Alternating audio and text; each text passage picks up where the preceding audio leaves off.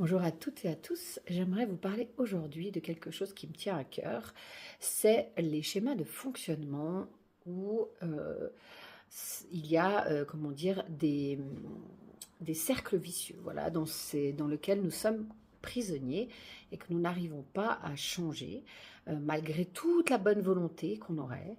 On nous dit, voilà, il faut de la volonté pour arrêter ci, pour arrêter ça, toutes ces dépendances.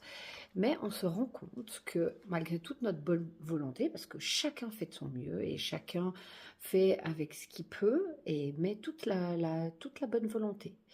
Je pense qu'il est temps d'arrêter de se flageller, de se culpabiliser pour des choses qu'on fait qui sont dans le domaine de notre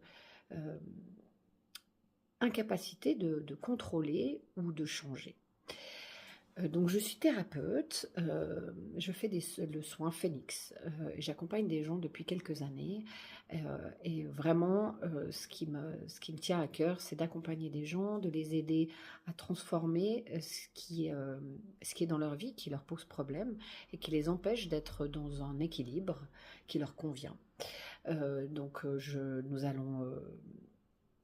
comment dire? Accueillir tous les traumatismes, des choses qui sont dans l'inconscient. Il y a beaucoup de choses qui se passent dans notre inconscient et nous obéissons à ces programmes qui sont dans notre inconscient. Et le but avec ces soins, c'est d'aller chercher ces choses dans l'inconscient pour les mettre dans le conscient. À partir du moment où ils sont dans le conscient, c'est beaucoup plus facile de travailler, de guérir, d'accueillir et de faire, ce qu'il y a besoin de faire. Et donc ces dépendances ou ces schémas de fonctionnement font que lorsque l'on n'arrive pas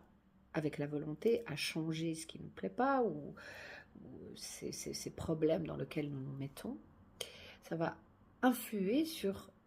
notre estime de nous-mêmes, notre estime de soi, et, euh, et voilà, ça crée un cercle vicieux où je sais que je dois changer, je sais que je dois améliorer certaines choses pour être mieux, mais en fait, j'arrive pas, donc en fait, ça va influencer encore plus sur ma vision de moi-même, et je perds courage, je rentre dans une déprime, et c'est très compliqué de se sortir de ça. Donc voilà, je voulais vraiment que vous sachiez qu'il y a des choses qui sont dans votre inconscient, des choses qui se sont mises en place, des choses qui se réveillent, des blessures qui se mettent en lumière, des fois par des choses toutes simples. Aujourd'hui, ce que j'ai vu,